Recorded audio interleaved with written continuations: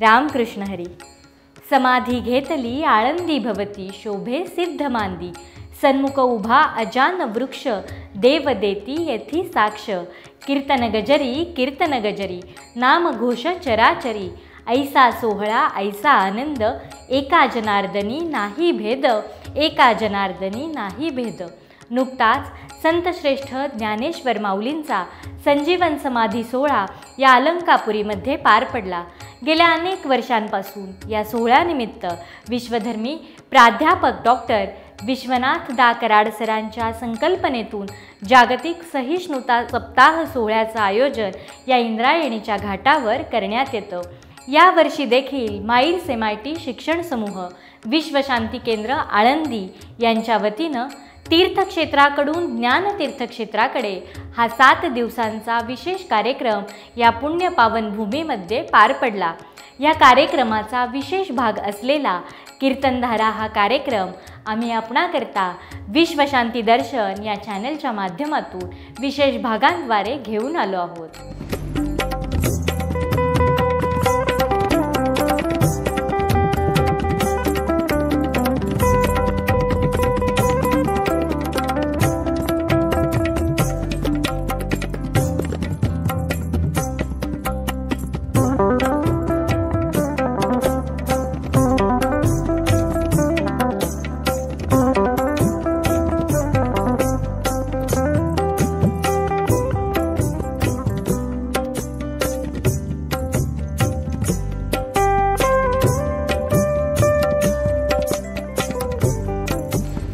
चरणी ठेविता भाव, आपोआप भेटे देव.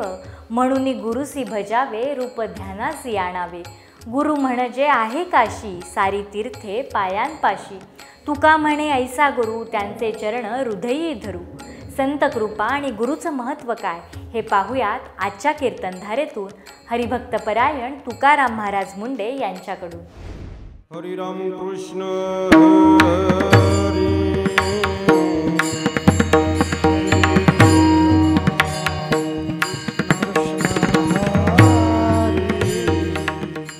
तेने भेटे देव आपे आप, तेने भेटे देव आपे आप, तेने भेटे देव आपे आप, तेने भेटे देव. हो संत पायी माता ठेविता सद्भावे, पायी माता ठेविता सद्भावे.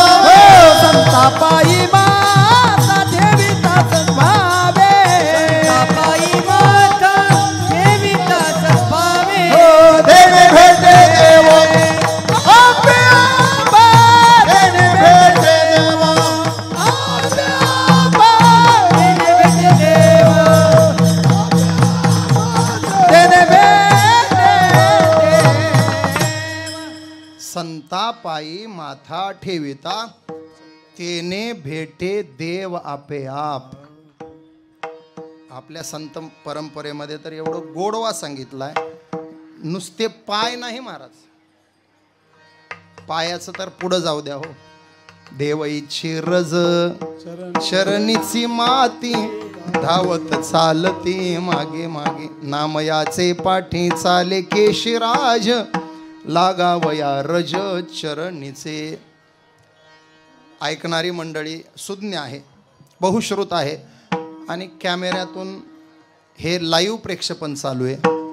आपल्या विश्वशांती केंद्राच्या चॅनलवरून विदेशातले लोकसुद्धा हे कीर्तन पाहत आहेत.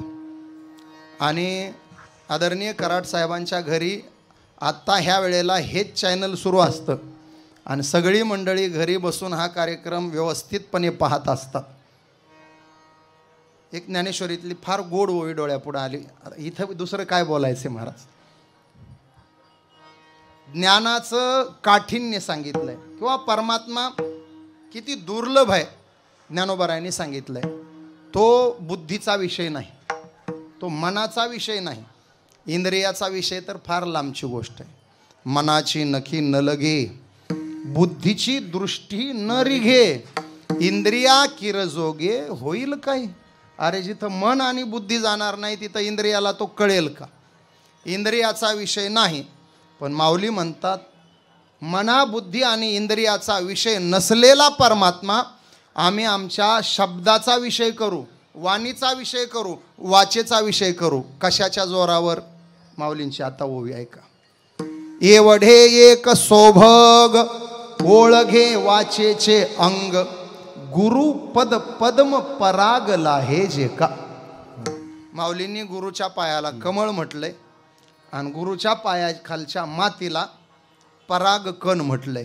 ज्ञानोबारायांच्या समाधीच्या अवतीभोवती जर चुकून हुकून मातीचा कण पडलेला असेल ना, तर तो कण नाही, माऊली रूपी कमळाचा बाजूला झालेला तो पराग कण आहे. आणि तो एखादा पराग कण जरी आपल्या मस्तकाला लागला तरी एका जन्माचं नाही, अनंत जन्माचं कल्याण झाल्याशिवाय राहणार नाही. मस्तक तिथं लागलं पाहिजे. ते पराग कण, त्या समाधीला गंध लावलेला एखादा गंधाचा तुकडा, त्या समाधीला वाहिलेलं फूल, त्यातलं एखादी पाकळीतली पाकळी, त्याच्या पाकळीतला 1 भाग तो मस्तकाला लागला. माऊलीच्या समाधीला लावलेलं अत्तर, त्याच्या एका थेंबातला 1/100 भाग जरी आपल्या मस्तकाला लागला तरी त्या समाधीरूपी कमळाची ती परागकणं असतात.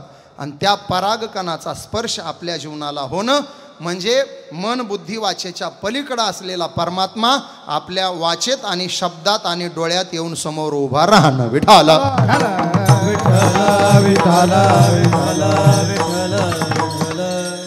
साधूचं चालणं, साधूचं बोलणं, साधूचं बसणं, साधूचं उठणं, साधूचं कीर्तन, सगळ्याच्याच अवतीभोवती देव उभा असतो. रंग भरे कीर्तनात प्रेमे हरिदास नाच तेथे असे. तुम्हाला सांगू महाराज, देव शोधायला दुसरीकडे जायचं नाही. तुम्ही आळंदीत येऊन ज्ञानोबारायाच्या समाधीजवळ गेलात की फक्त ज्ञानोबारायाचं नाही, जगाच्या बापाचं तुम्हाला तिथंच दर्शन झालं. कारण जगाचा बाप 365 दिवस 24 तास इथंच पडून असतो. तो कुठंच जात नाही, इथं पडून असतो. वरी अवघ्यांची माणसे उमरडोनी जाय, वरी तयापासी पांडवा मी हरपला. माझा मुद्दा आहे साधूचे संगती तरुणोपाय. ज्ञान साधूजवळच आहे, देव साधूजवळच आहे. मस्तक साधूच्या पायाला लागलं की त्या रजक कणानं जीवाचं कल्याण झाल्याशिवाय राहणार नाही. विठाला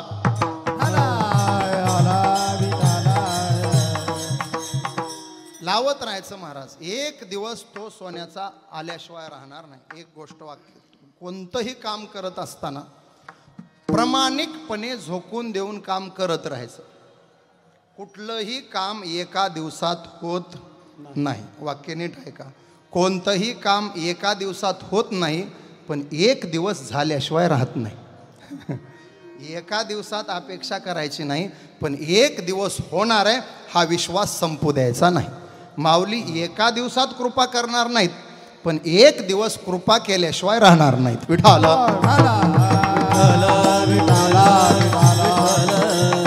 आणि जेव्हा त्यांचा हात मस्तकावर पडेल ना, अरे माणसाचं कल्याण होईल नवल नाही, जनावरांचं कल्याण झालं त्या हातानं. रेड्यामुखी वेद बोलविला, गर्भद्विजांचा हरिला, शांती रूपे प्रगटला ज्ञानोबा माझा, साधकाचा माय बाप धरुषणे हरे ताप, सर्वभूती सुख रूप ज्ञानोबा माझा. रेड्याच्या पाठीवर हात टाकला हो. ज्ञानदेव म्हणे बोले रे ऋग्वेद, ओंकार हा शब्द प्रणवाचा. तोंड बंद पडली महाराज पाहणारांची. एक रेडा वेद बोलू लागला. काय हे चमत्कार आता हल्ली काय लोक मानतील नाही मानतील, तो ज्याच्या त्याच्या बुद्धीचा प्रश्न आहे. एकानं मला म्हटलं महाराज, ते चांगदेव महाराजाला वाघावर बसून यायची काही गरज होती का? माऊलीच्या पुढं त्यांना अशी घमंड करावी का? मी म्हणलं बाबा पहिलं तुझे वाक्य सुधारून घे. तू चांगदेव महाराजांना एकेरी बोलू नको. तू 70 वर्षात सगळा गाशा गुंडाळून निघून जाणार आहे. ते बुवा 1400 वर्षे काळाला फसवत होते. 14 वेळा काळाला मेळ लागू न देणारे योगीराज चांगदेव होते. मुक्ताईनं त्यांना एकेरी भाषेत उल्लेख करणं त्यांचा अधिकार आहे. मुक्ताई म्हणाल्या म्हणून आम्ही सुद्धा तसं म्हणायचं नाही, आम्ही योगीराज चांगदेवच म्हणायचं. बरं ते सगळं ठीक आहे म्हटलं, पण ते वाघावर बसून का आले? मी म्हणलं बाबा साधा व्यवहार घे, आम्ही 10-5 अभंग पाठ करतो, 4-2 खेड्यापाड्यांमध्ये कीर्तनं सांगतो, तर 25-25 लाखाच्या गाड्या वापरतो. अरे मग आमच्यासारख्या मरतुकड्या कीर्तनकारांनी जर 25 लाखाच्या गाडीतून फिरतोय, तर चांगदेव महाराजांना काय गाडवावरून फिरलं पाहिजे का? अरे ते वाघावर नाही, आणखी मोठं वाहन घेऊन आले असते तरी चाललं असतं. आणि काय असतं माहिती आहे का, चांगदेव महाराज आले नाही आहेत महाराज, योग्यांच्या खुणा योग्याला कळत असतात. चांगदेव महाराज रीतसर निमंत्रण पाठवून बोलवलेत. स्वतःहून येणं वेगळं आणि बोलावणं वेगळं. मग बोलवणारा जर ज्ञानी यांचा शिरोमणी असेल तर येणाराला वाघावर आल्याशिवाय पर्याय नाही. विठाला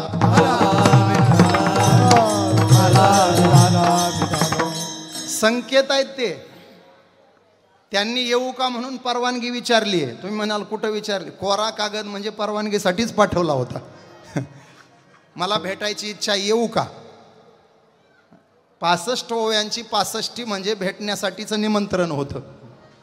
65 ओव्या चांगदेव महाराजांना कळल्या नाही असं आपण म्हणायचं नाही. फक्त तो एक संकेत आहे दोघांचा. आणि मग चांगदेव महाराज विचार करतात, माऊलींच्या भेटीला जायचंय तर मलाही तसं रुबाबात जावं लागेल. आणि मग चांगदेव महाराज वाघावर येतात म्हणून माऊली म्हणतात, बाबा ते जर चेतन प्राण्यावर बसून आले असतील तर आपल्याला जडाचा वापर करावा लागेल. आता माऊलीच्या जवळ काही तिथं सिंह वगैरे नव्हता, असता तर माऊली त्याला म्हटले असते चल जाऊ. माऊलीच्या जवळ त्यावेळेला त्या समयाला भिंत होती. माऊली म्हटले चल बाई जाऊ. भिंतीवर हात टाकला तर चालते, चालविली जड भिंती, चालविली जड भिंती, हरली चायाची हरली चांगल्याची भ्रांती, मार्गीचा सांगाते, मोक्ष मार्गीचा सांगाती,